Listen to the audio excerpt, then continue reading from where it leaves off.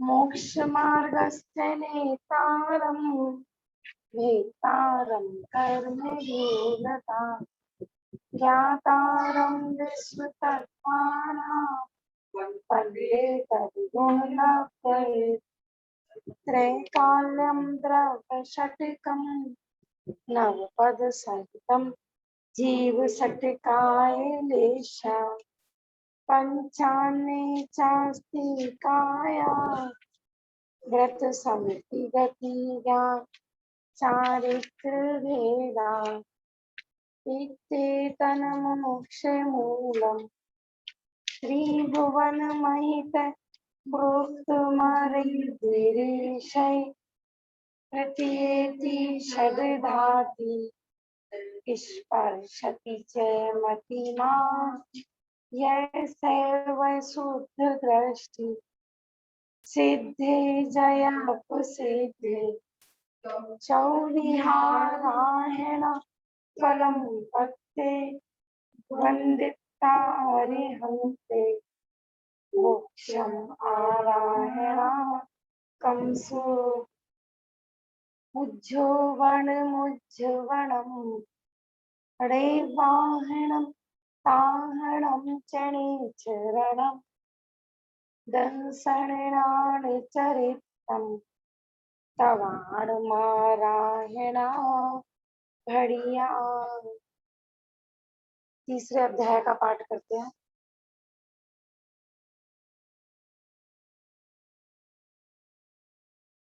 रत्न शर्करा वालुका पंख धूम तमो महातमा प्रभा भूम्यो घनाम्बु वाताकाश प्रतिष्ठा सप्ताहादो अधः तासु त्रिंशत् पंचविंशति पंचदश दश त्रि पंचोनैक नरक शतसहस्राणि पंचचैव यथाक्रमम् नारका नित्या अशुभा तरलेश्या परिणाम देह वेदना विक्रिया परस्परोत्तिरिक्त दुःख संक्लिष्टा सुरो उत्तिरिक्त दुःखाश्च प्राक् चतुर्थ्या तेष्वे त्रिसप्तदश सप्तदश द्वाविंशति त्रय त्रिंशत् सागरोपमा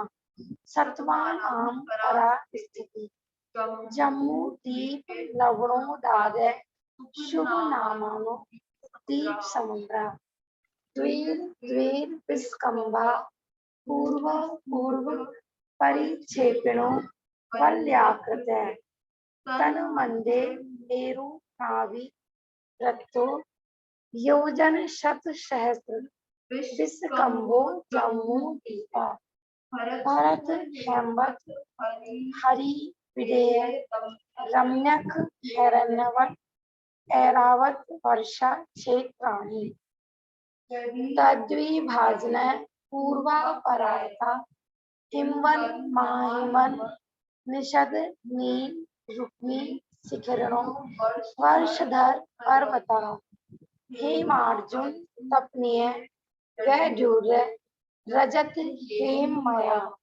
मणि विचित्र पार्श्वा उपरी मूले च तुल्य विस्तारा पद्म महापद्म तिंजस केसरी महापुंडरिक पुंडरिका हृदयास्ते सामुपरि प्रथमो योजन सहस्रा मस्त दर्द विस्कंभो हृदय 10 योजना अवगाह तन मध्ये योजनम पुष्करम तद द्विगुणा हृदय पुष्कराणि च तन्नी वासिन्यो दिव्य श्री ह्री धति कीर्ति बुद्धि लक्ष्मी पल्योपम स्थित ससामानिक पारिसत्का गंगा सिंधु रुहिद्रो हितास्या हरि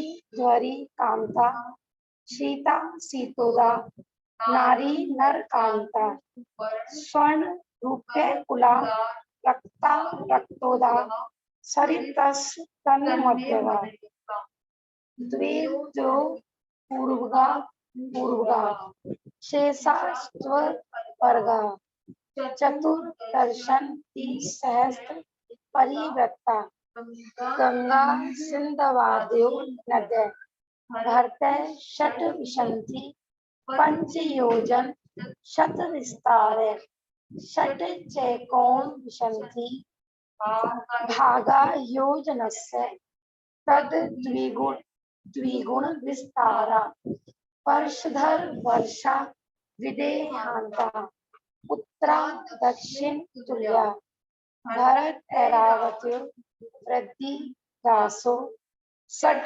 समाभ्या मुत सर्प्य अवसर्पिणीभ्याम ताभ्याम परा भूम्यो अवस्थिता एकर द्वय त्रिपल्योपम स्थित्यो हेमवत् हारी वर्षक दैव कुर्वकः तथोत्तरा विदेशु संख्ये काला भरतस्य विस्कम्भो जम्बूद्वीपस्य नवतिशतभागः द्विघाती खंडे पुष्करार्धे च प्राग्मानसोत्तरान् मनुष्या आर्या मलेच्छास भरत ऐरावत विदेह कर्म भूमियो अन्यत्र देव कुरु उत्तर कुरु है रतस्थि परापरे त्रिपल्योपम मांत्र मूर्ते त्रियज्ञो निजाना च। पेज नंबर निकाल लीजिए। हम आ गए थे लगभग 141 पेज पर। हेलो पर रखी हुई है बेटा जिनवाणी यहाँ से ले लीजिए। हेलो हाँ भाभी जी। देखना, इसमें आपने बताया था ना कि नरक तो 84 लाख होते हैं, बिलो को नरक बोलते हैं जी। तो इसमें जो ये 7 भूमियों के 7 रोड़िक नाम दिए हैं, धम्मा वंशा मेघा आदि, तो यहाँ पे इनको भी नरक बोला है कि मेघा नामक तीसरा नरक है या वंशा नामक दूसरा नरक है। अवैध रूप से माने अवैध रूप से यदि हम कहेंगे ना तो इनको भी नरक कह सकते हैं। तो धम्मा वंशा आदि आए ना तो उनको भी, मैंने कहा ना स्थूलता से आपसे कोई पूछे नरक कितने होते हैं, अपन कहते हैं नरक 7 होते हैं, लेकिन वास्तविकता माने कर्मा लोग के जब एग्जाम होते हैं तो उसमें पूरा पर्टिकुलर 84 लाख कहा जाता है। तो इसमें कहने में कोई दोष नहीं है कि इनको भी हम नरक बोल दें। हाँ कोई दिक्कत नहीं है, क्योंकि आगम में बहुत जगह आता है ऐसा। आप जैसे चरणन योग आदि के किसी के भी ग्रंथ पढ़ेंगे तो वहां पर 7 नरक भी मिल जाएगा आपको लिखा हुआ। ठीक है। और इसमें एक शंका और थी। इसमें ये बताया है कि इन भूमियों की जो 7 भूमियां नरक भूमियां हैं, इनकी लंबाई चौड़ाई लोक के अंतिम वातवलीय पर्यंत है। तो अंतिम वातवलीय पर्यंत यानी कि 20,000 योजन लंबाई चौड़ाई है। नहीं नहीं नहीं, पर्यंत माने ये बता रहे हैं कि जो भूमियां हैं बड़े शाम के 84 तक बड़े अभी 1 मिनट का माइक भी खुला है। हाँ मैं ये बता रही थी, तो आप कौन सी लाइन बता रहे हैं ये बता दीजिए तो मैं इसी में से बता दूंगी। मैं तो ये तत्वार सार में से बता रही हूँ आपको। अच्छा ठीक है ठीक है। देखो जो 8 भूमियां है ना तो वो बात वलय पर्यंत है, माने वो जो आजू बाजू के जो बात वलय है ना उनको टच कर रही है, क्योंकि वो अंदर गहराई में है। तो पर्यंत का मतलब यही है कि माने वो बात वलय से प्रारंभ होती है बात वलय तक है, माने वो जैसे अंदर ऐसे डली हुई है 7 राजू में पृथ्वियां। तो 7 राजू उनकी वो है 7 राजू। हाँ जी। तो 7 राजू लंबाई चौड़ाई आएगी इनकी। हाँ देखो अगर सबसे नीचे बेस से लेते हैं अभी 7वां नरक माने जो निगोद है तो वहां तो पूरी चौड़ाई 7 है, लेकिन अपन अंदर गहराई देखते हैं तो वो भी 7 है। तो यहाँ और गहराई के माने वो घन रूप में है ना, तो गहराई का जो मतलब साइड है ना, जैसे पूर्व साइड लेंगे अपन पश्चिम साइड लेंगे तो वहां भी वो वात वनों से ढका हुआ है। हाँ ठीक है। ठीक है ना। तो पर्यंत का मतलब यही है कि मानो वो से वात वाला से शुरू हुई और यहाँ तक वात वाला पर्यंत है। हाँ, तो ऐसा 7 राजू लगाई जाएगी ना, लंबाई चौड़ाई फिर। नहीं, लंबाई चौड़ाई 7 राजू नहीं लगाई जाएगी। 7 राजू तो यहाँ पर गहराई हो गई। पूरे नरक की अगर ऊंचाई लेंगे आप तो 7 राजू आएगी। बाकी जो सब पृथ्वियां है ना, तो उनकी जो है चौड़ाई घटती घटती है। पहले शुरू में 7, फिर और घटेगी। माने जो सबसे पहली रत्न प्रभा है वो तो ऊपर तक जाते तक 1 राजू रह गई, मध्य लोक तक पहुंच गए ना अपन। तो घटते घटते घटते घटते चौड़ाई घट रही है कि नहीं। हाँ, आपको पाठशाला से पहले जाना चाहिए था। चलो कोई बात नहीं, लेकिन अभी आप अभी पाठशाला पढ़ लो, कोई दिक्कत नहीं है, क्योंकि वैसे आपको छुट्टी नहीं मिलती। कल कोरियर कर देना, ठीक है। अभी जिनवाणी खोलो, क्योंकि पाठशाला के टाइम पे सिर्फ पाठशाला बोल दो उनको और अंदर बैठे हो पाठशाला पढ़ो। कल कर देना, वैसे भी लेट हो गया तो एक दिन और सही। हम कहाँ पर 141 पेज निकाल लो बेटा, और ले लेना ग्रंथ। अब और पढ़िए। हमारा नरक दर्शन का वर्णन चल रहा था। नरक कितने होते हैं स्थूलता से, 7 ही अपन बोलते हैं, है ना। लेकिन अगर उसमें बिल की दृष्टि से देखें तो 84 लाख नरक होते हैं। 84 लाख नरक बिल भी बोल सकते हैं उनको, ठीक है ना। लेकिन नरक की भूमियां कितनी होती हैं कि 7 ना। रत्न प्रभा, शर्करा प्रभा, बालू का प्रभा, तम, धूम, महातम, ये सब आए थे। इनके फिर दूसरे दूसरे नाम भी हमने पढ़े थे, धम्मा, वंसा, मेघा, अरिष्टा, मध्वी, माधवी आदि। तो अब जो हमारा चल रहा है बिल, बिल के बारे में चल रहा था ना। जो नरक होते हैं, मानो जैसे पहली नरक पृथ्वी है, तो उसमें क्या है, मंजिल होती है। बेटा शांत हो जाओ, आप भी अपनी जिनवानी लेके बैठो। सब बच्चे जिनवानी लेके ऐसे नहीं चलेगा। जैसे भोजन की थाली अलग अलग लेते हैं ना, सब अलग अलग जिनवानी लेके बैठो। ऐसे नहीं हम उसमें देख रहे हैं, हम उसमें देख रहे हैं। ठीक है दीपक, बहुत छुट्टी करते हो। हाँ,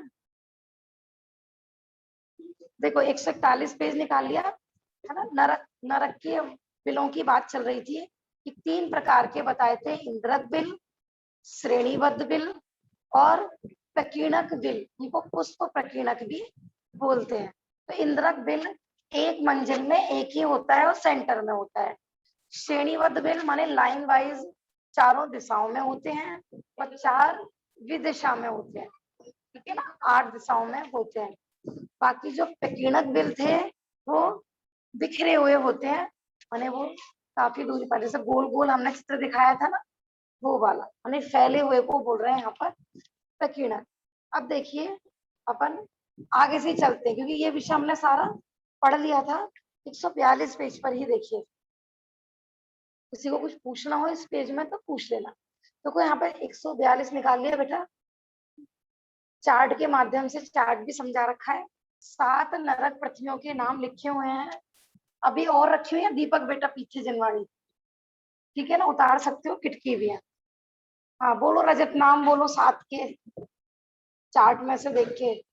रत्न प्रभा, शर्करा प्रभा, बालू का प्रभा, पंख प्रभा, धूम प्रभा, तम प्रभा और महातम प्रभा। इसमें जाना चाहोगे आप? रत्न प्रभा बहुत अच्छा है ना, रजत कह रहे हैं हाँ। तो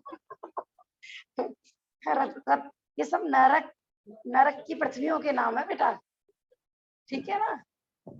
वास्तव में तो देखो चारों गति ही दुख रूप है ना।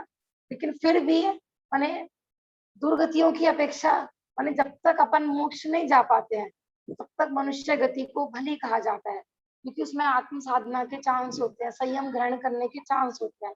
वैसे तो चारों ही गति दुख रूप है, चाहे नरक हो और चाहे स्वर्ग हो। बस स्वर्गों में कम दुख है और नरक में ज्यादा दुख है, इस बस अपेक्षाकृत है। बाकी स्वर्ग का टाइम बीतने के बाद वापस कहाँ जाएंगे? वापस फिर नरक में, निगोद में। अब ऐसा तो है नहीं कि कोई स्वर्ग में चला गया तो परमानेंट स्वर्ग में रहेगा। इसलिए जब गतियों वाला चैप्टर पढ़ा था ना हमने, चारों गतियां ही दुख रूप है, कोई भी गति अच्छी नहीं है। और पता है जो ज्ञानी जीव होते हैं ना, सम्यक दृष्टि ज्ञानी जीव, वो नरकों में भी शांत रहते हैं। नरकों में भी उस अपने उनके श्रद्धान में यही चल रहा है कि पर द्रव्य मेरे सुख दुख का कारण नहीं है। अपन वो भजन पढ़ते हैं ना, बाहर नारक तक दुख भोगे, अंदर मैम कटागटी, नहीं सुनी आपने? चिन्ह मूरत दरगधारी की मुहे रीति लगत है अटापटी। जब राजा सैनिक को पता लगा था ना, भगवान की वाणी में आया था कि आपको नरक गति का बंध हो गया है, तो अब तो उनको, उन्होंने सम्यक दर्शन धारण कर लिया था, तो उनको सुन के कोई दुख नहीं हुआ, क्योंकि अपराध किया है उसका फल तो मिलेगा ही, है ना। माने हाँ, स्थिति घट गई थी। तो ज्ञानी जीव देखो, अज्ञानी स्वर्ग में भी चला जाए ना तो भी दुखी, और ज्ञानी जीव नरक में भी है ना, वहां भी सुखी। यहाँ भी लोक में भी होता है ना, ज्ञानी नरक में, हाँ तपस्या कह रही है कि ज्ञानी तो नरक में नहीं जाएगा। ज्ञानी नरक में ऐसे जा सकता है कि पहले वो ज्ञानी नहीं था, उसने अज्ञानता में नरक गति का बंध कर लिया पाप करके, फिर बाद में उसको पता लगा कि जो मैं परिणाम कर रहा हूँ ना ये गलत है? तो जब वो उसको बाद में पता लगता है ना, तो वो प्रायश्चित करता है। लेकिन आपने सुना होगा ना, एक बार जिस आयु का बंद हो गया, नरक गति का बंद हो गया, तो उसको नरक में जाना ही पड़ेगा। हाँ, बस ये है कि प्रायश्चित से उसके, जैसे राजा सैनिक ने 7 में नरक की आयु बांधी थी, तो प्रायश्चित करने से घट के वो, लेकिन गति चेंज नहीं होती है। आपने नरक गति बांधी, ऐसे तो आयु बोला जाता है, आपने नरक आयु बांध ली ना, तो नरक में ही जाना पड़ेगा। अब भले ही आप बाद में सम्यक दर्शन भी ले लो, ऐसा फर्क बस इतना ही पड़ता है कि वो नरक में जाएगा ना, दुखी नहीं होगा।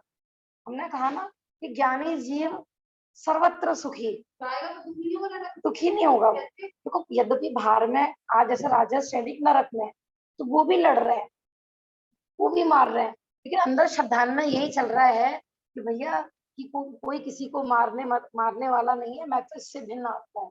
वहां भी वो अपने आत्म सुख का वेदन कर रहे हैं, और बीच बीच में अनुभव भी करते होंगे, तो वहां पर बिल्कुल वो निर्विकल्प वाला ही होता है वो वहां पर। हाँ, जैसे यहाँ पर भी होता है ना लोक में, जैसे असंतोषी व्यक्ति होते हैं ना, उनको कितना भी पैसा मिल जाए, इनके पास धर्म नहीं होता, कितना भी मिल जाए फिर भी दुखी। और यहाँ पर भी जो साधर्मी होते हैं, स्वाध्यायी जीव होते हैं, वो थोड़े में भी शांति से रह लेते हैं, होता है कि नहीं।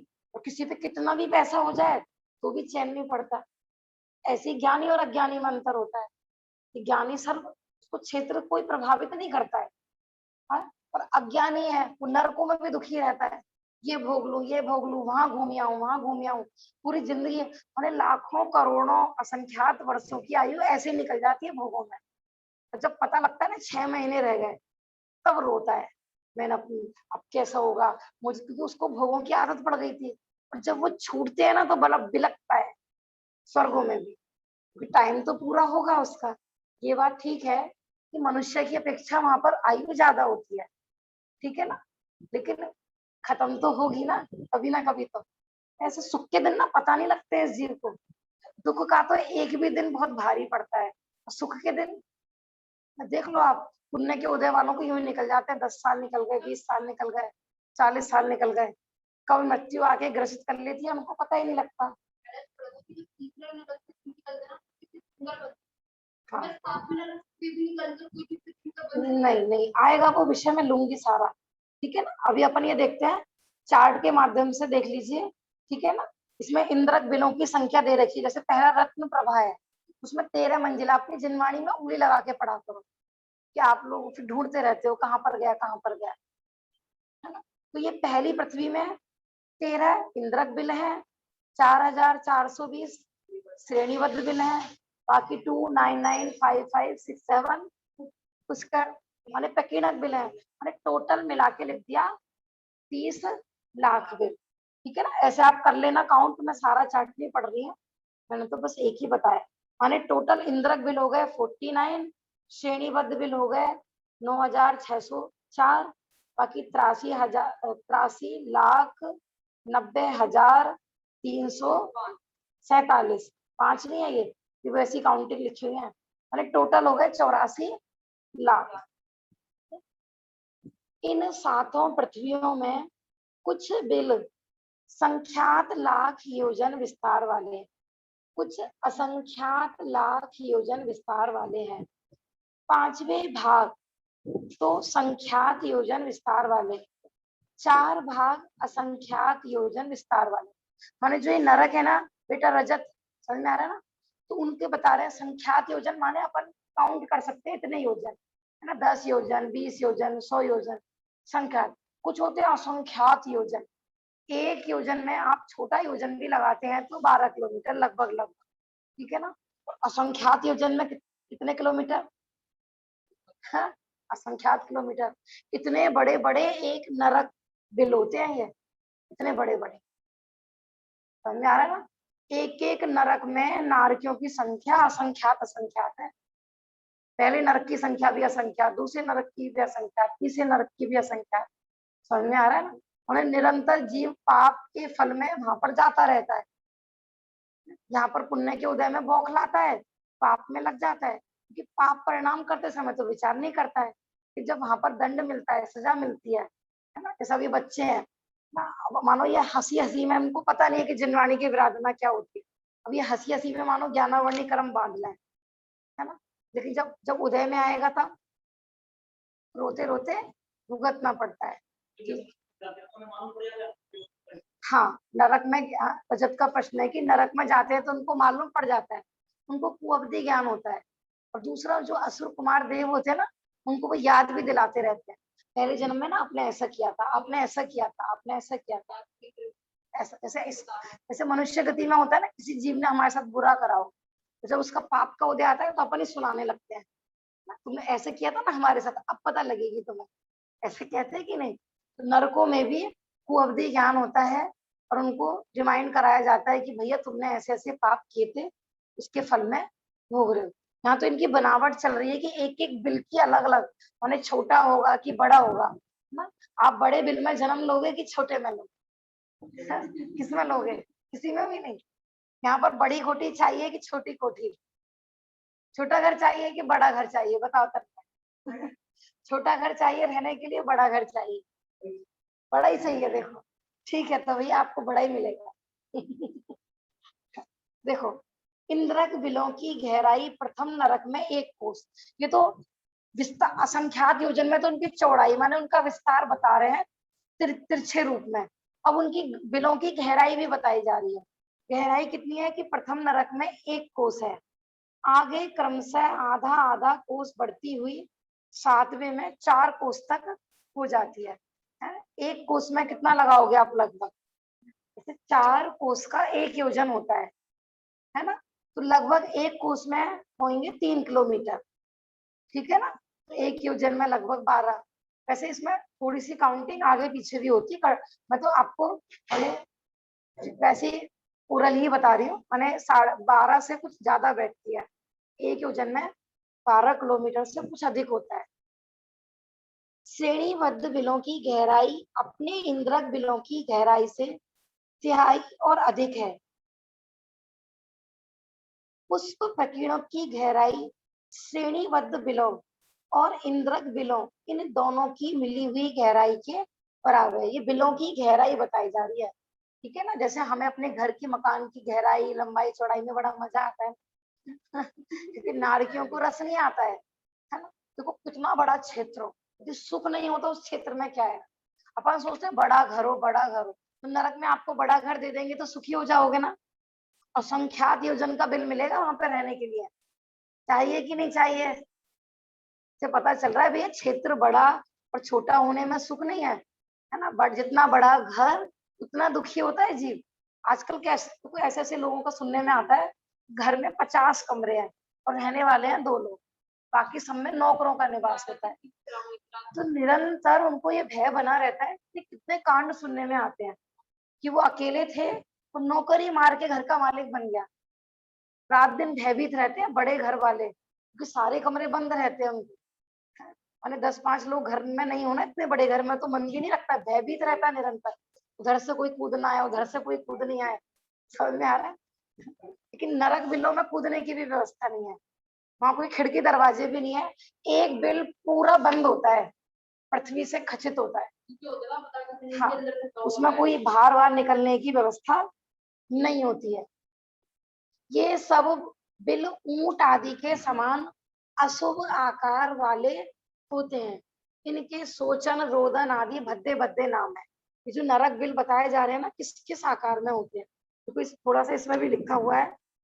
घोड़ा, ऊंट, भैंस, है ना, झालर, केयर, मशहूर, शानक, ये सब नाम आए हैं। जो इसकी टीकाएं पढ़ोगे ना, मैंने मैं ये बताना चाह रही हूँ कि उनके जो आकार होते हैं ना, मैंने गहराई वगैरह बता रहे हैं, जिसमें से जन्म होके टपकते हैं ना ये लोग, ये इनका जन्म माने बताया है यद्यपि उपपाद है, लेकिन देवों की तरह नहीं होता है, शांति से पैदा होते हैं।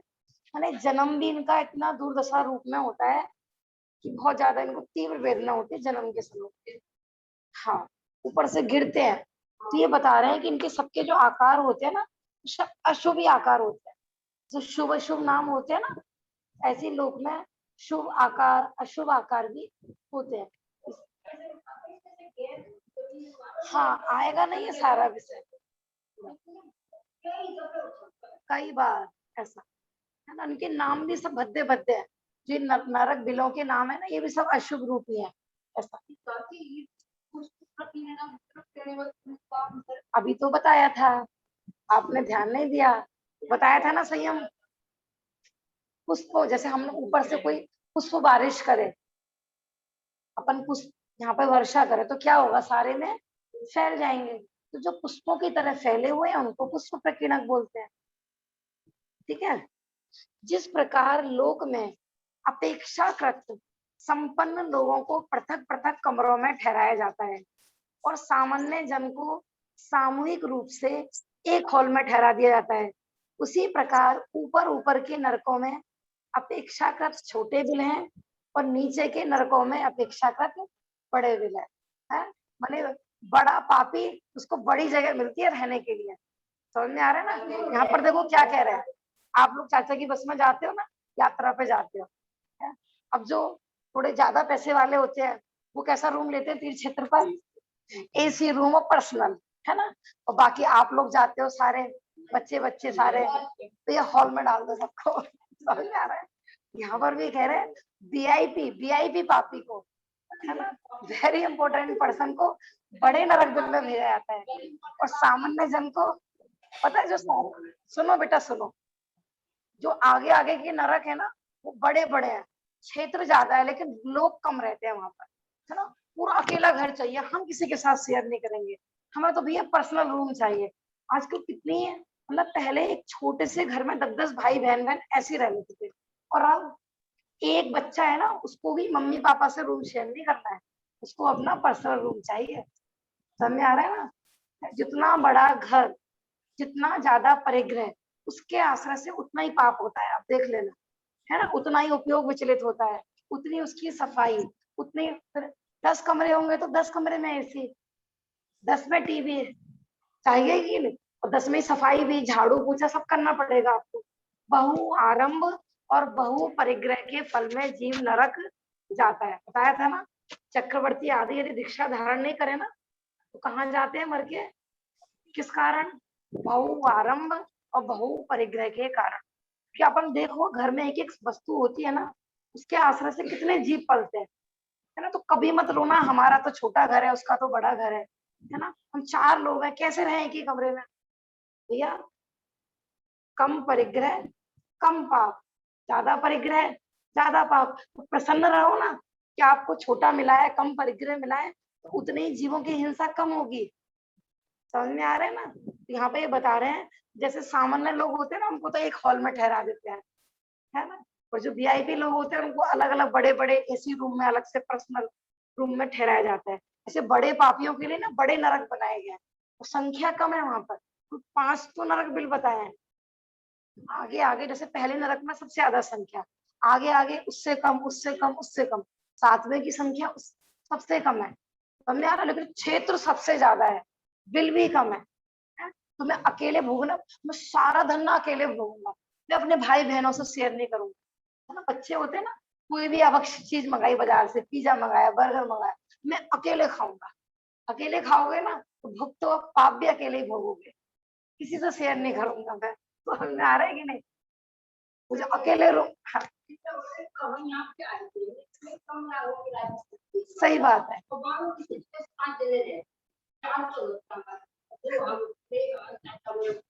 सही बात है। सारी संपत्ति मैं ही हड़पूंगा, सब कुछ मैं अकेला करूंगा, है ना। अकेला कर्तृत्व बुद्धि, अकेली भोक्तत्व बुद्धि, तो भैया ऐसे परिणाम में तो फिर हमारे क्षेत्र में तुम पाप भी अकेले भोगो।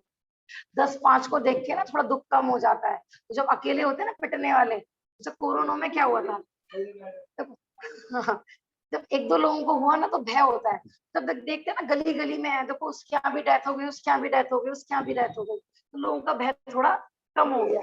होता है कि नहीं ऐसा? इसलिए कभी भावना नहीं भाना कि हमें भैया ज्यादा पैसा चाहिए, ज्यादा परिग्रह चाहिए, ऐसा नहीं है ना। हमें तो भाई साहब मरने की फुर्सत नहीं है, हमारी 7-7 चक्की चलती है। भैया अब 8वीं मत खोलना, नरक 7 ही होते हैं। ऐसा हुआ था एक बार, गुरुदेव प्रवचन कर रहे थे तो साहू शांति प्रसाद जी, नहीं साहू शांति प्रसाद, सेठ सर हुक्म चंदी, नाम सुना है आपने? इतने बड़े सेठ थे वो कि अंग्रेज लोग भी उनसे उधार लेते थे। इंदौर के सर सेठ हुक्म चंद जी, आप गूगल पर सर्च करोगे ना आपको उनकी जानकारी मिल जाएगी। तो पता है जिनवाणी की इतनी विनय, धर्म का इतना बहुमान कि माने इतने बड़े सेठ होकर भी ये नहीं है कि प्रवचन में गए हैं तो वो गद्दी पे बैठने वाला भी नहीं कहता था कोई बड़े सेठ जी आए हैं भैया आओ सिंहासन पे बैठो, कुछ नहीं, इसे चप्पलों में बैठे हैं तो वहीं बैठ के प्रवचन सुनता है। तो पूछा सेठ कितनी फैक्ट्री है तुम्हारी? भैया 7 है। भैया 8वीं मत खोलना क्योंकि नरक 7 ही होते, कहाँ जाके पढ़ोगे भैया? उन 7 फैक्ट्रियों के आश्रय से कितना आरंभ, कितनी जीव हिंसा होती होगी। हम खुशी मनाते हैं ना, हमारी 2 फैक्ट्री हो गई, हमारी 3 हो गई, अब चौथी और डालेंगे। कुछ लोग ना जैसे कुछ भी चीज आती है ना कहीं से, इसका व्यापार कर ले, इसका बिजनेस कर ले, इसमें बहुत कमाई होगी, इसमें बहुत कमाई होगी।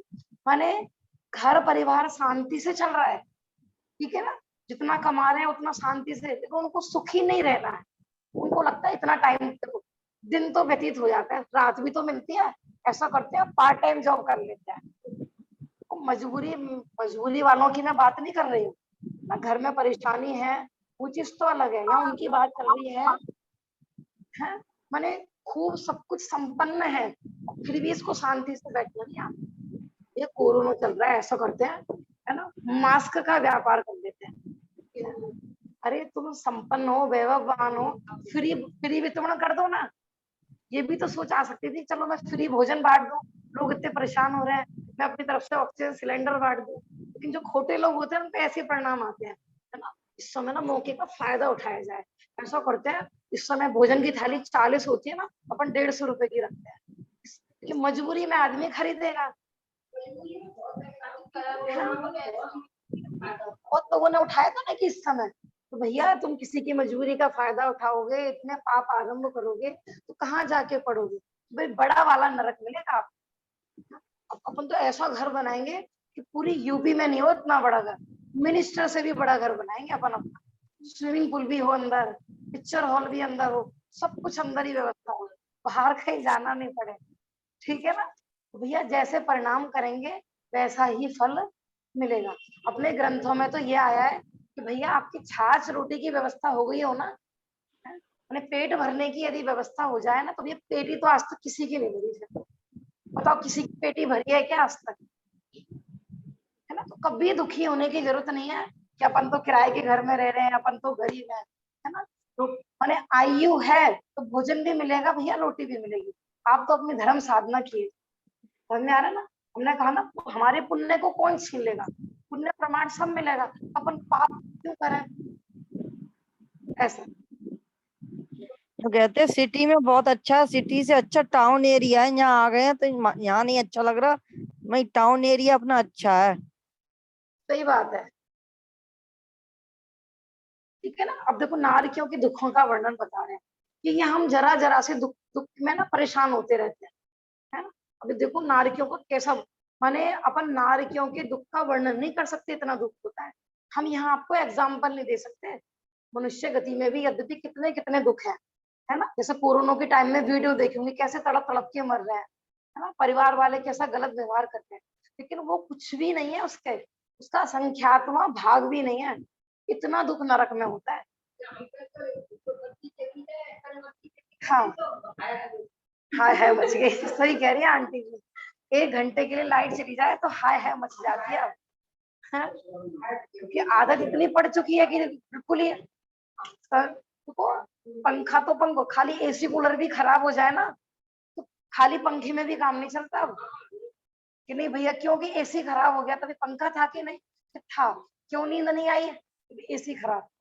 माने पर वस्तुओं के ऐसे पराधीन हो गए हैं, देख जड़ वस्तुओं ने ऐसा हमें अपने वश में कर लिया है कि उनके बिना अपन जी नहीं सकते। ये पराधीनता है। ये किस चीज का स्वतंत्रता दिवस मना रहे हो आप? ये कोई स्वतंत्रता दिवस नहीं है। असली स्वतंत्रता दिवस तो वही होता है कि भैया मुझे किसी चीज की दरकार नहीं है, मैं हूं अपने में स्वयं पूर्ण, पर की मुझ में कुछ गंध नहीं। उसको कहते हैं परम सुख। उठा दो बेटा, वो हवा से गिर गया, उठा दो।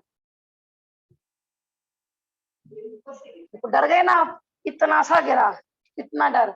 आपको पता है नरकों में कितनी भयंकर चीखें होती हैं, वहां पे सिर्फ चीखों की आवाज ही आती रहती है, मारो काटो उसको पटक दो।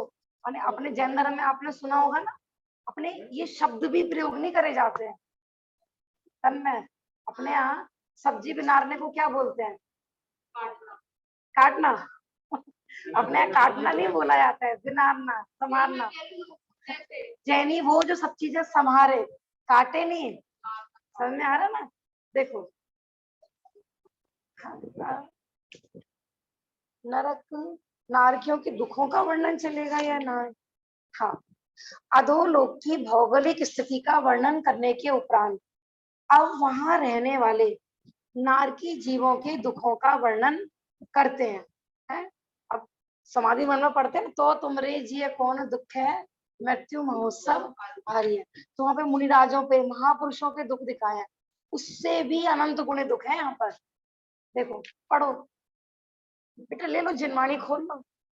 नारका नित्य, अम्मा अम्मा को भी दे दो एक बार। नारका नित्या शुभतर लेशा, परिणाम देह वेदना विक्रिया, परस्परो दुरित दुखा, संक्लिष्टा सुरो दुरित दुखाश, प्राक चतुर्थ्या। नारकी जीव, नारक्या नित्या अशुभतर लेशा परिणाम। क्या कह रहे हैं यहाँ पर कि नारकी जीव सदैव ही अत्यंत अशुभतर लेशा, अशुभतर परिणाम, देह वेदना, अशुभतर देह, अशुभतर वेदना, विक्रिया, अशुभतर विक्रिया को धारण करते हैं। माने वहां पर सब कुछ उनको अशुभ ही अशुभ भाव आते हैं। परिणाम होंगे तो अशुभ, लेशा होगी तो अशुभ, शरीर भी वहां पर उनका अशुभ ही है। और निरंतर उनको भयंकर भयंकर इतनी वेदना होती है उनके शरीर में कि अपन उनकी शरीर की वेदना का वर्णन नहीं कर सकते, इतनी वेदना होती है वहां पर। और अपन यहाँ पर देखो बच्चे कहते हैं भैया हम तो बिना लाइट के जी नहीं सकते। आप कल्पना करते हो कि पूरी दिल्ली की लाइट चली जाए एक हफ्ते के लिए, हाँ? क्या डर चढ़ गया दीपक को? सपोज करो भैया क्या होगा, कैसे जीवन चलेगा, विचारते कि नहीं? यहाँ देखो माने कोई 7वें नरक में तो अंधेरे में ही है वो, वहां कभी जिंदगी भर वो रोशनी के दर्शन नहीं करेगा 7वें नरक। समझ में आ रहा है ना? और पहले में चला गया तो जिंदगी भर रात के दर्शन नहीं करेगा। हाँ सही बात है, आंटी जी कह रही है इतना अंधेरा होता है वहां पर, ये उंगली हमें अपने भी हाथ नहीं दिखेंगे, अपना शरीर भी नहीं दिखेगा, गहन अंधेरा है महातम में, इतना गहरा अंधेरा, कुछ भी नहीं दिखेगा। आपको पता है छठे काल में भी ऐसे ही होने वाला है, सूरज चंद्रमा नहीं होंगे, अग्नि नहीं होगी, अंधेरे में लड़ते मरते रहेंगे सब चीज, नरक तिरंज से ही आएंगे और मर के नरक तिरंज में ही जाएंगे। अभी तो समझो कि हमारे लिए सुकाल है अभी तो, समझ में आ रहा है? इससे आगे का जो छठा काल आएगा वहां भी बस अंधेरा ही अंधेरा होगा सर्वत्र, और कुछ नहीं होगा वहां पर। समझ में आ रहा है नहीं? नारकी जीव कैसे होते हैं? अशुभ निरंतर। देखो नारकी जीव की तो अपन कहेंगे कि वहां पर पर्याय माने कोई ज्ञानी भी है ना तो भी वो ना भी चाहेगा ना तो भी मारेगा, पीटेगा, स्वयं भी पिटेगा। लेकिन आज तो बुद्धि पूर्वक अपन समझ सकते हैं ना, माने मनुष्य पर्याय में इतना गोल्डन चांस था कि अपन बुद्धि पूर्वक शुभ प्रणाम करें, देव शास्त्र गुरु मिले हैं, है ना, अच्छे अच्छे प्रणाम करें, स्वाध्याय करें, दान आदि कर सकते हैं, सट आवश्यक पा सकते हैं। लेकिन जब समय मिला हमने नहीं किया तो क्या होगा? ऐसी गतियों में जाना पड़ेगा। समझ में आ रहा है कि नहीं? निरंतर अशुभ लेस्या, कृष्ण नील कापोत। ये कृष्ण लेस्या वाला कैसा होता है? कि निरंतर परिणामों में निरंतर मार दो, उसको काट दो, उसको छील दो, यही परिणाम चलते रहते कृष्ण निष्ठा वाले। यदि आप सबकी कृष्ण निष्ठा होती ना, तीव्र कृष्ण निष्ठा, तो आप यहाँ स्वाध्याय भवन में नहीं बैठे होते, लड़ रहे मर रहे होते कहीं, या कोई प्लानिंग कर रहे होते कहीं पर उसको ठगने की, उसको पीटने की, उसको मारने की। तीव्र कृष्ण निष्ठा के परिणाम ऐसे होते हैं, उसमें धर्म नहीं सुहाता इस जीव को। अशुभी अशुभी परिणाम, अशुभी लेशा, अशुभतर ही उनका देह होता है। मैंने कहा ना, नारकी जीव यहाँ पर आ जाए ना, मैंने आप उसको देखकर ही बेहोश हो जाओ, इतना इतना भयंकर होता है। आपने तो मूवी आदि में देखे होंगे, है ना, राक्षस आदि दिखाते हैं, माने इतने भयंकर रूप होता है कि वो राक्षस आदि बहुत सुंदर लगता है देखने में उनके। समझ में आ रहा है कि नहीं, इतनी विकृति है उनके शरीर आदि में।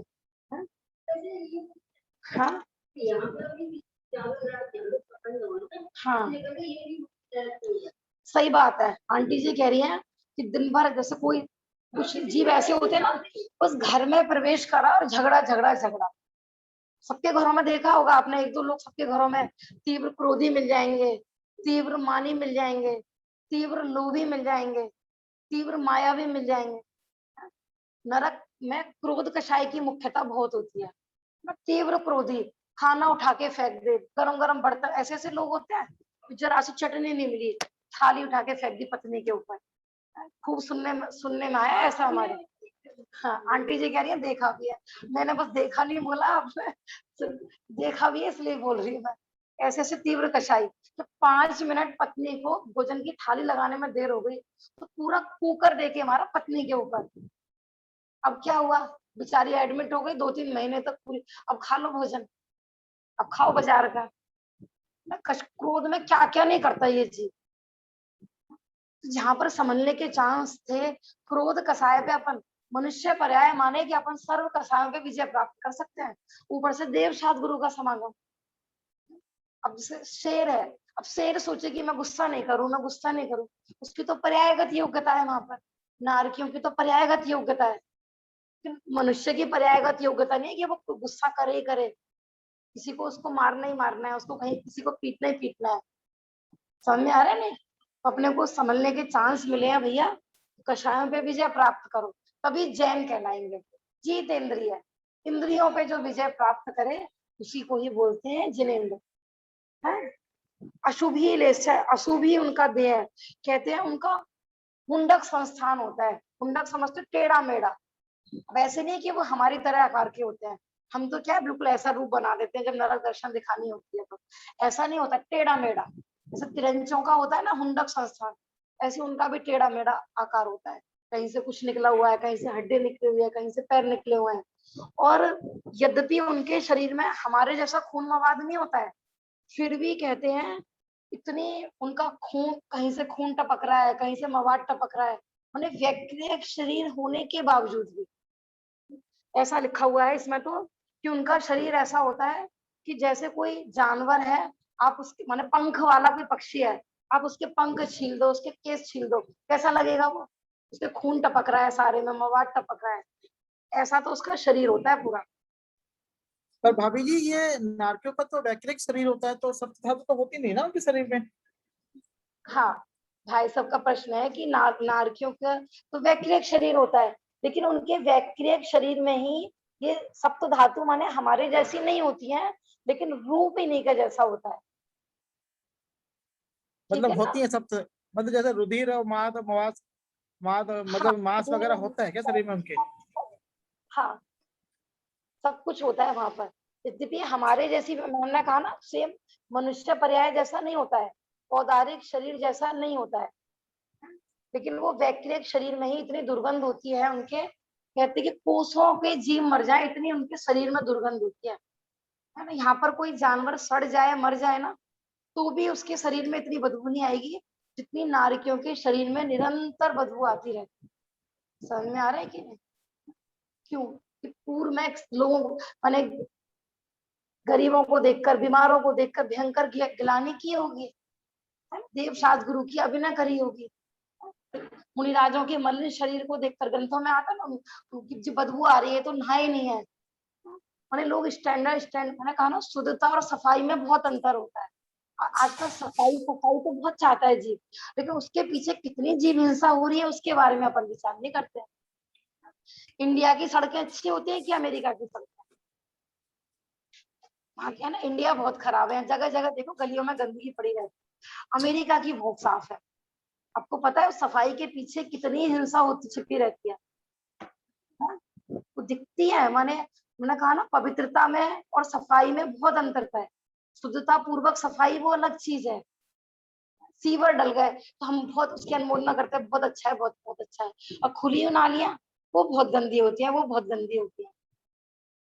लेकिन ये सब जितनी भी ये जीवों की उत्पत्ति हो रही है ना, बंद नालियों के कारण। तो आपको पता है जितनी भी जीव उत्पत्ति माने पहले खुली होती थी, तो धूप की रोशनी, हवा, पानी से परासुक होती रहती थी। समझ में आ रहा है ना? ग्लानि भाव, है ना? किसी के मलमूत्र को देखकर, कोई बेचारा रोगी है और वो बिस्तर में ही, कोई वृद्ध है लैट्रिन बाथरूम कर रहा है, उसको देख के ग्लानि करना, घृणा करना, है ना? आजकल कितना सुनने में आता है, बुजुर्गों की कितनी दुर्दशा, पड़े हुए हैं बेचारे, उनके घाव पड़ गए हैं, कोई उनको पूछने वाला नहीं है। तो भैया कल को अपनी भी ऐसी दुर्दशा होने वाली है, किसी को देखकर ग्लानि भाव नहीं। एक ही पल में कितनी कितनी कहानियां आती हैं, किसी को देखकर ग्लानि करी, उसी भम में कोड़ फूट गया शरीर में। कभी किसी को देखकर ये तो बहुत गंदा है, ये तो बहुत गंदा है, हम नहीं रह सकते, ये तो छोटे लोग हैं, ये तो गरीब लोग हैं। अपन गरीबों की बस्ती की तरफ देखना भी पसंद नहीं करते। अपन तो अच्छे एरिया में, अच्छे घर देखने में बहुत मजा आता है, गरीबों की बस्ती देखने में बहुत। हमारे घर के सामने भी नहीं होनी चाहिए एक भी झोंपड़ी, ऐसा। कब कौन सी पर्याय में, कल मैंने कहा ना, आज का राजा कल पोटी का कीड़ा बन जाए, कभी किसी तरह का घमंड नहीं होना चाहिए। बताओ, चक्रवर्ती है ना, सबकी तो छोड़ो, 6 खंड का चक्रवर्ती अगले समय में मर के कहाँ जा रहा है? 7वें नर। कौन पूछेगा वहां पर? यहाँ पर इतना सा उसको बर्दाश्त नहीं हो रहा है ना, एक खीर का वेट नहीं हो रहा जरा सी देर के लिए। खाओ वहां पे खीर, अब जाके वहां पे मिलेगी बढ़िया बढ़िया खीर। खीर तो छोड़ो, वहां पर भूख कितनी होगी बताया था ना, 3 लोक का नाज जो खाए, मिटे ना भूख, कड़ा ना लगा। इसलिए मनुष्य पर्याय मिली है, वेद विज्ञान करो भैया, तत्व विज्ञान करो, कषायों पे विजय प्राप्त करो। ऐसा नहीं कि भाई हमें तो हम आपको नहीं पता हमारा गुस्सा बहुत खतरनाक है, हमें गुस्सा नहीं दिलाना भैया। एक तो कसाय और ऊपर से कसायों को भला मानना, ऐसा। चाहे क्रोध हो चाहे मान हो, क्रोध का तो हम ज्यादा एग्जाम्पल, क्योंकि क्रोध सबको दिखाई देती है ना, बाकी इससे भी उत्तरोत्तर खतरनाक है मान, माया, लोभ, क्योंकि उनको कोई रोकने टोकने वाला भी नहीं होता है, और वो जल्दी से दिखती भी नहीं है ना। मानी भी बस मैं बड़ा, मैं बड़ा, मैं बड़ा, उस बड़ाई के चक्कर में क्या क्या नहीं कर डालता। तो तीव्र कषाई जीव जाते हैं, देखो कैसी कैसी दुर्दशाएं होती है नरकों में जाने के बाद। नारायण, पति नारायण, अपन पढ़ते हैं श्री कृष्ण आदि के बारे में, कहाँ पर अभी अभी कहाँ पर है?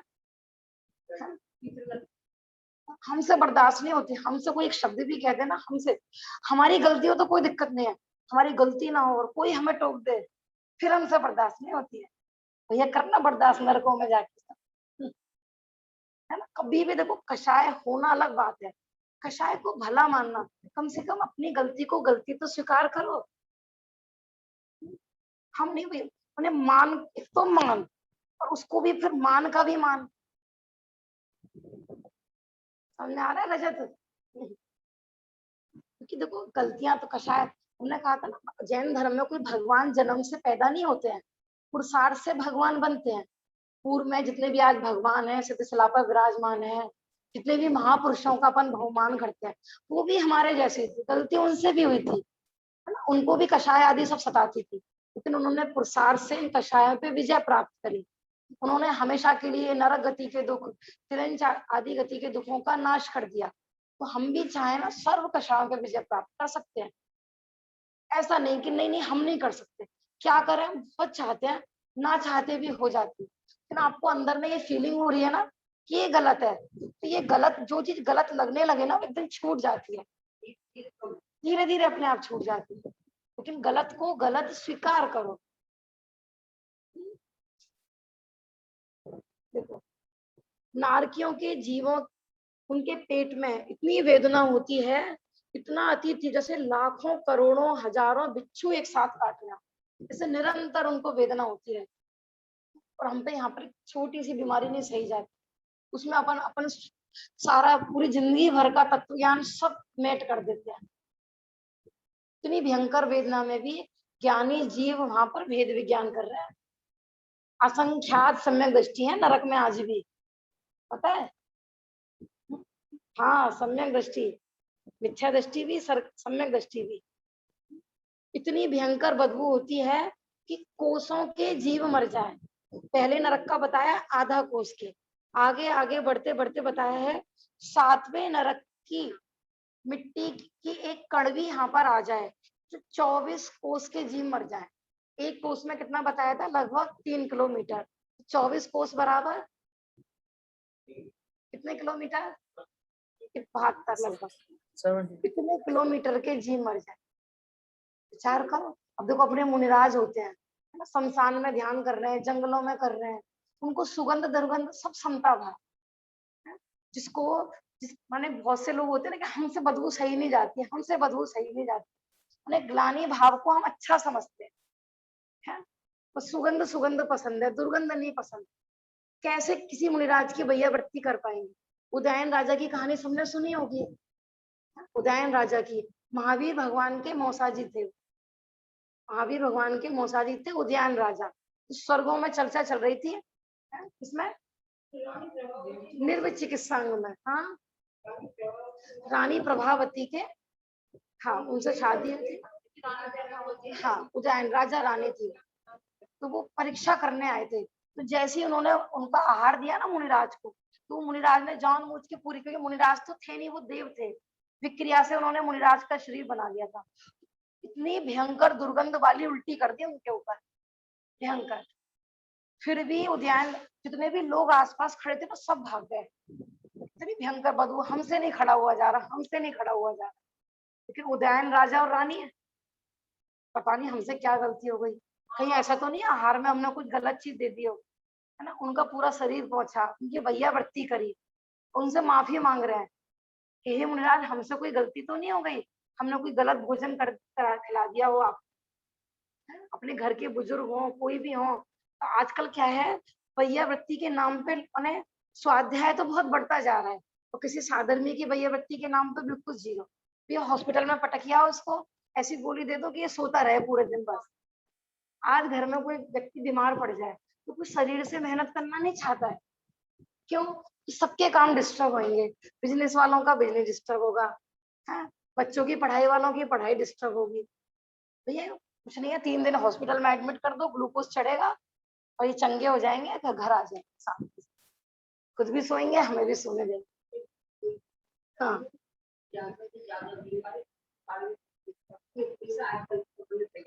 हाँ, सही बात है। जबकि पेशेंट को, रोगी को हमारी सांत्वना की जरूरत होती है, समझ में आ रहा है ना।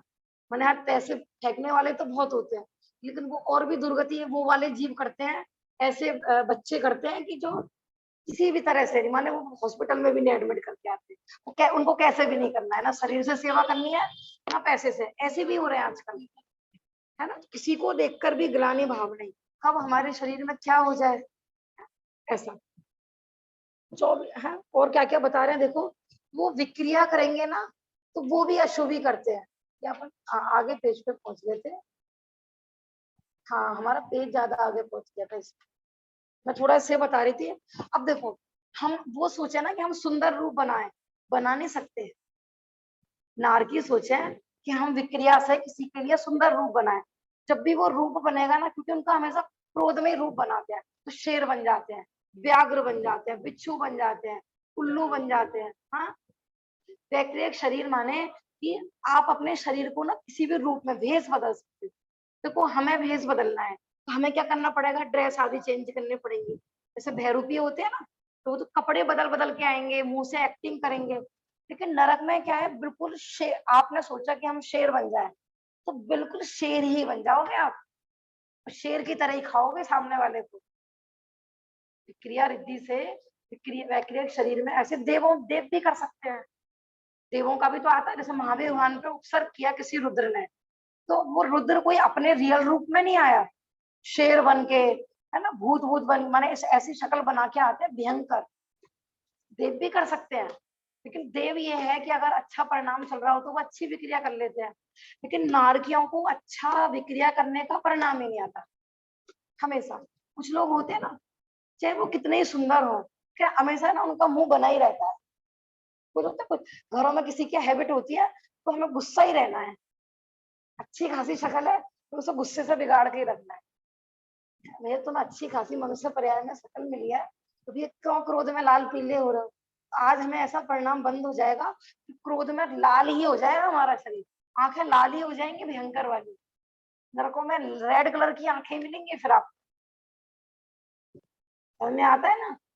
ऐसा ये सब परिणामों की विकृति के फल में ही तो ये सब पर्याय मिलती हैं। कभी कि कोई भी सज्जन आया, कोई हमारे घर पे अतिथि आ गए, उनको देख के मुंह बना लिया, कोई साधारण भाई आया उसको देख के मुंह बना लिया, तो भैया तुम्हें ऐसी पर्याय का बंद होगा कि तुम्हें वैसे ही मुंह मिलने वाला है, ऐसी ही शक्ल मिलने वाली है।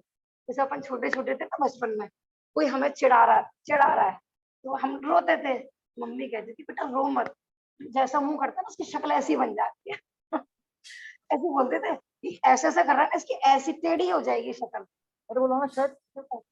हेलो समझ में भाभी आ जी, रहा है ना?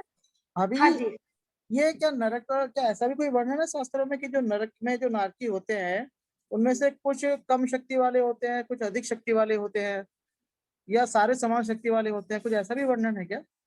हाँ भाई सबका प्रश्न है कि नरक में ऐसा भी होता है कि देखो 7 नरक बताए, जैसे किसी में कम शक्ति वाले हो, किसी में ज्यादा शक्ति वाले हो, देखो सबका ही तो हीन सहनन होता है वहां पर, ठीक है ना? शक्ति तो सभी की दुर्लभ है, हुंडक संस्थान है वहां पर, टेढ़ा मेढ़ा शरीर है और रोगों की खान सबका ही शरीर बताया है। तो यहाँ पर आएगा रोग बताया ना, तो वो देखो इसमें बताया जो टीका है ना, 96 एक, जैसे शरीर एक अंगुल प्रमाण शरीर में 96 रोग बताए हैं, 96, तो वो अंतर इतना पड़ेगा जैसे मानो पहले नरक का नारकी है और उसका 7 धनुष का शरीर है, तो उसको जितना शरीर है ना, तो एक रूम में 96, एक अंगुल बराबर क्षेत्र में 96 रोग, तो 7 धनुष में कितने हुए, है ना? लेकिन जो 500 धनुष वाला नारकी है उसके भी बताया कि एक अंगुल बराबर जगह में 96 रोग, लेकिन 500 धनुष लंबा है ना उसका शरीर, तो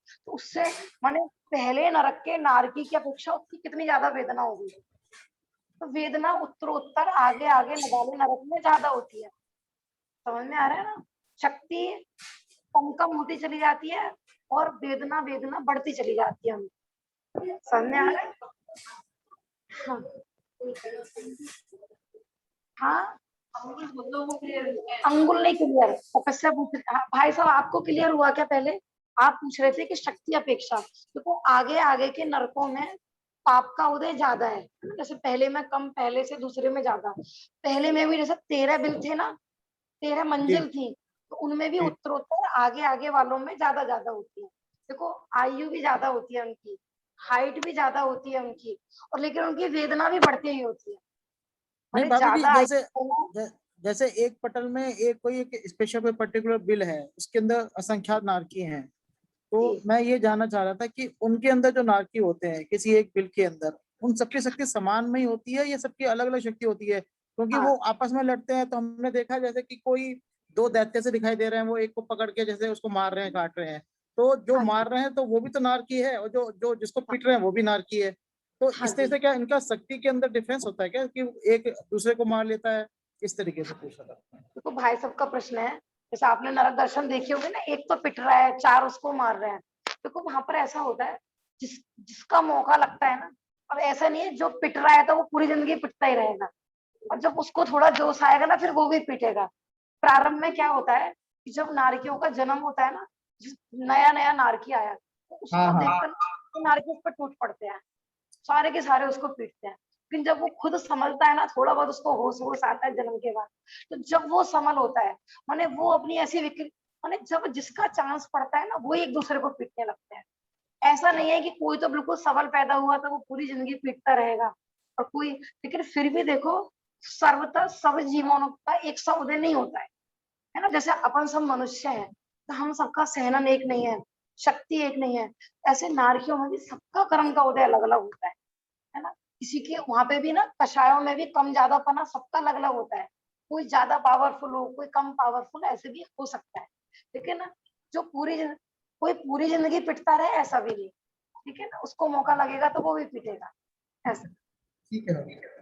हाँ जी, समय हो गया है, बाकी की चर्चा को कल करें। निज निधि निज में बताई यह अनंत उपकार, उसके लिए जिन वाणी माँ को वंदना हंताड़, नमो सिद्धाणम, नमो आयरियाणम, नमो वज्राया, नमो बोलो जिनवाणी माता की जय। महान जैन धर्म। आप अंगुल का कह रहे थे ना, कल बता दूंगी अंगुल का, बता दूंगी। जय जय भाभी। जय जिनेन्द्र।